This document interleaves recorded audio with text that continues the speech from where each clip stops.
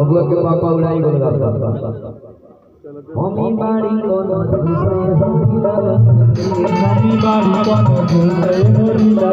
mummy बाड़ी कोनो दूसरे होरीला मम्मी बाड़ी कोनो दूसरे होरीला बबुआ के चाचा लुगाई हुई है पाचा देखे में लागत हुई है छोटे छोटे बच्चा बबुआ के चाचा किने बनी जी ओका अगर भी हम चलो बनी ये बबुआ के चाचा नहीं तो सामने काची काड़ी कोनो दूसरे काची काड़ी कोनो दूसरे बोली लगा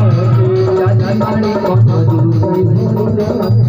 काची काड़ी कोनो दूसरे बोली बबुआ के मामा के फाटल पैजा सियाली ने नाचल तो मन में रही ना खुशी लगा मन और उस समय थोड़ा पैजामा सरक गईला बबुआ के मामी नई हर के पैसा दे मामी बाड़ी दिल धार मामी होई धारे बोली बाबा मामी होई धारे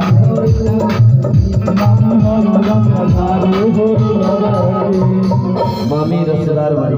जरूर हमने के देख पहुंचाई बड़ी लगी बात बबुआ के मौसी कर ली है खुशहाली हो मन में जरूर कुछ नेक चाहिए घबराई लगी बात मौसी उठी सब ऊपर बबुआ के बुआ के कर सके महुआ ए बबुआ के बुआ